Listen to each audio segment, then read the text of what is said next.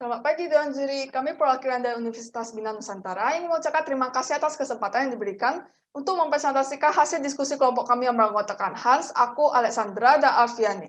Pada presentasi ini, ada 5 subtopik yang akan kami bahas. Nah, yang pertama adalah bagian proses audit investigasi. Dalam presentasi ini, kami lebih memfokuskan pada bagian mengumpulkan sumber informasi, menelaah informasi yang diperoleh, membuat hipotesa, dan mengumpulkan bukti. Nah, pada bagian kedua, adalah tentang pembahasan kasus dengan metode 5W tambah 2H, yaitu what, where, when, who, why, how, dan how much. Kami merangkum apa yang terjadi dalam 5 poin. Yang pertama adalah misappropriation of assets. Pelaku diduga mencuri aset Dinas Kesehatan Kota Sejahtera, yaitu NS48 Firdan Nakit sebanyak 45.600 tes. Nah, yang kedua, terjadi employee fraud. Penipuan tersebut diduga dilakukan oleh karyawan Dinas Kesehatan Kota Sejahtera. Nah, yang ketiga, transaksi impor tersebut tidak memenuhi ketentuan, prosedur, dan dokumentasi yang seharusnya dipenuhi oleh Dinas Kesehatan Kota Sejahtera selaku pihak importir, seperti tidak adanya dokumen handling, surat PB, dan SPPB, serta tidak dilakukannya pembukuan terkait bidang kepabeanan atas 2 kontrak perjanjian itu. Nah, yang keempat, ada dugaan bahwa pihak Laboratorium Kesehatan Daerah turut berkolusi dengan Dinas Kesehatan karena pembelian gelombang kedua telah dilakukan di bulan April 2020, padahal pemeriksaan fisik baru dilakukan di bulan September 2020. Kelima, bukti utama yang kami gunakan adalah 2 surat perintah kerja. Kami belum memiliki bukti tambahan karena belum melakukan wawancara konfirmasi dan lainnya. Tempat kejadian kasus ini adalah Dinas Kesehatan Kota Sejahtera, tepatnya di bagian Departemen Pembelian dan Penerimaan. Kami menyimpulkannya seperti itu karena dokumen seharusnya dipenuhi oleh Departemen Pembelian tidak terpenuhi. Lalu, Departemen Penerimaan tidak membuat berita acara penerimaan fisik barang ketika menerima barang impor tersebut dan sebanyak 45.600 NS48 Firanda Kit hilang.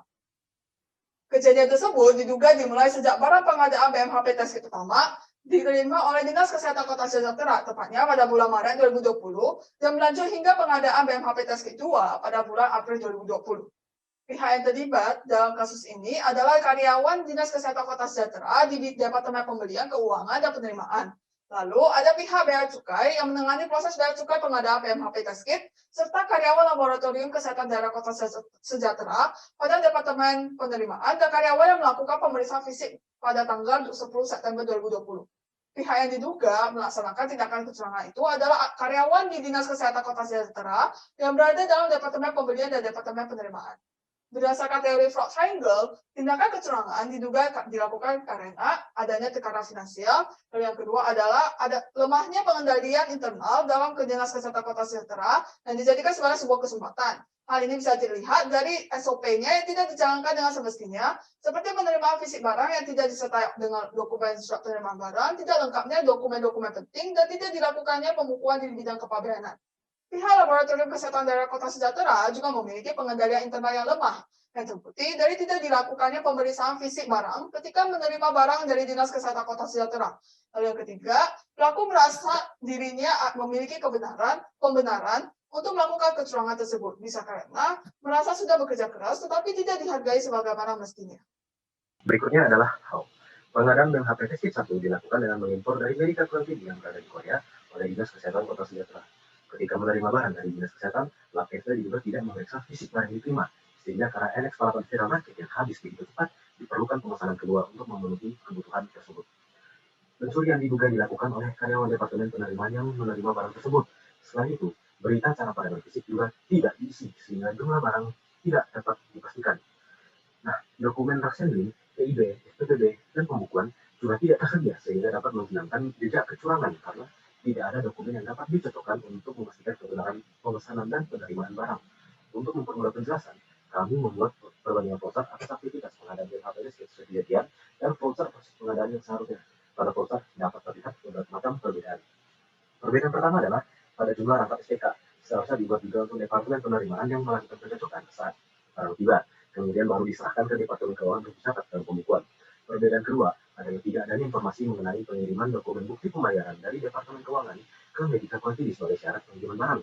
Dokumen ini juga berguna untuk menjadi dasar pencatatan pada pembukuan.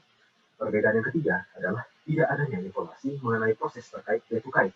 Harusnya barang impor masuk terlebih dahulu ke bea cukai. Dinas Kesehatan seharusnya membuat dokumen PIB yang kemudian dicocokkan dengan barang impor, kemudian baru diterbitkan SPPB sebagai dasar mengeluarkan barang dari bea cukai. Perbedaan keempat adalah tidak adanya dokumen berita acara penerimaan fisik untuk dicocokkan dengan SPK saat barang diterima. Perbedaan kelima adalah pada Lapkesda, di mana tidak ada proses pengecekan fisik. dan pengisian dokumen berita acara penerimaan fisik sebelum menerima dan menggunakan barang yang diserahkan oleh Dinas Kesehatan. Berikutnya adalah how much. Potensi kerugian yang timbul adalah sebesar Rp8.328.975.700, di mana perhitungan ini timbul dari penjumlahan atas kerugian akibat bonus Rp45.600 jenis peralatan Viranakit yang hilang pada pengadaan pertama dan kerugian akibat transaksi pemesanan Rp20.000 Nenex 48 Viranakit saat pengadaan barang kedua yang seharusnya tidak perlu dilakukan bila Rp45.600 pada pemesanan pertama tidak hilang. Selain itu, kami belum melakukan rekalkulasi atau nilai kontrak, di mana kami menemukan bahwa perhitungan kami berbeda dengan SPK, terutama pada pengadaan yang kedua, di mana ditemukan selisih sebesar Rp4.100, namun menurut kami selisih itu bukanlah selisih yang material. Dari itu, kami dapat menarik hipotesa yang berbunyi, terdapat tindak kecurangan dan pelanggaran prosedur atau regulasi terhadap proses pengadaan BMHPTSI 1 dan 2, serta barang bonus yang bersumber dari belanja tidak terduga tahun anggaran 2020. Untuk memperoleh informasi, data, dan bukti agar indikasi tindak pidana korupsi tersebut terbukti benar-benar terjadi, maka perlu dilakukan wawancara terhadap beberapa pihak, yaitu respon pertama adalah Dinas Kesehatan Kota Sejahtera, Bea Cukai Kota Sejahtera, Laboratorium Kota Sejahtera, dan Medika Hamini. Dinas Kesehatan Kota Sejahtera, di mana karyawannya diwawancarai untuk mendapatkan informasi tentang proses pengadaan alat material kesehatan dan perihal ketidaklengkapan dokumen. Berikut ada daftar responden, bukti dokumen, serta pertanyaan umum yang akan ditanyakan. Yang pertama adalah karyawan Departemen Pembelian yang mengurus tender, yaitu adalah bagaimana proses pemilihan tender, supplier, lalu informasi mengenai kesesuaian harga jual dan kuantitas serta dengan surat kontrak. Lalu untuk karyawan Departemen Pembelian yang membuat pesanan, yaitu bagaimana alur pelaksanaan pengadaan alat kesehatan dan dokumen yang menjadi dasar pada proses pembelian. Lalu untuk karyawan Departemen Pembelian yang membuat dokumen pelayanan segera, yaitu apakah mereka mengetahui prosedur dan dokumen terkait fasilitas channeling. Lalu yang terakhir adalah karyawan Departemen Pembelian yang membuat surat PIB, apakah tersedia surat PIB? Jika tidak, bagaimana cara mereka mengeluarkan barang impor dari bea cukai tanpa dilengkapi PIB dan memperoleh SPPB? Selanjutnya adalah karyawan Departemen Keuangan yang mengelola keluar masuk arus kas, itu bagaimana mekanisme pengelolaan arus kas perusahaan. Lalu untuk karyawan Departemen Keuangan yang membuat pembukuan, yaitu bagaimana prosedur ketika melakukan pembelian, lalu proses pencatatan ke pembukuan. Lalu karyawan Departemen Penerimaan yang menerima barang dari Medika Company, yaitu bagaimana proses penerimaan barang yang telah dibeli dan bagaimana penyesuaian barang yang diterima dengan dokumen. Lalu daftar responden selanjutnya adalah ada Bea Cukai, lalu ada Medika Company dan Lab Kesda. Lalu Bea Cukai terutama petugas yang mengawasi pengeluaran barang dari Bea Cukai ke Dinas Kesehatan Kota Sejahtera, di mana petugas tersebut diwawancarai untuk memastikan mengapa bisa ada dokumen seperti SPPB dan PIB yang tidak terdaftar di kantor wilayah Bea Cukai Kota Sejahtera, namun barang impor tetap bisa keluar gitu. Selanjutnya adalah untuk Medika Company, itu terutama karyawannya itu terutama Departemen Penjualan, yaitu diwawancarai untuk mendapatkan informasi dari pihak ketiga tentang kesesuaian jumlah pesanan yang dikirim dengan SPK dan bagaimana prosedur mengenai pemberian barang bonus ke pelanggan. Lalu selanjutnya adalah Laboratorium Kesehatan Kota Sejahtera, terutama karyawan Departemen Penerimaan, di mana terkait transaksi ini diwawancarai untuk memperoleh informasi terkait barang-barang yang diterima dari Dinas Kesehatan Kota Sejahtera dan bagaimana prosedur penyesuaian penerimaan fisik barang dengan dokumen. Berdasarkan informasi di atas, kami dapat menarik kesimpulan bahwa kasus ini merupakan jenis kecurangan yang berbentuk misappropriation of asset dan termasuk dalam employee fraud. Karena dokumen-dokumen yang hilang seperti dokumen pelayanan segera, pembukuan, surat PIB, SPPB, dan berita acara penerimaan fisik, portal bukti eksternal dan bukti lintas departemen, dicurigai telah terjadi kolusi yang melibatkan pegawai pada Departemen Pembelian, Penerimaan, dan Keuangan, serta oknum bea cukai untuk memuluskan aksi kecurangan dan menghilangkan jejaknya. Oleh karena itu, kami setelah auditor melakukan pendataan responden dan bukti dokumen, serta wawancara untuk memperoleh pengetahuan yang lebih dalam dan mengumpulkan bukti relevan dan akurat untuk kasus ini. Saran yang dapat kami berikan adalah supaya Dinas Kesehatan Kota Sejahtera memperketat pengendalian internalnya, misalnya dengan mewajibkan kelengkapan dokumen dalam proses bisnis, memasang CCTV di daerah rawan, melakukan segregation of duties, memastikan efektivitas whistleblowing dengan melindungi whistleblower, serta memberikan sanksi tegas bagi pelaku kecurangan.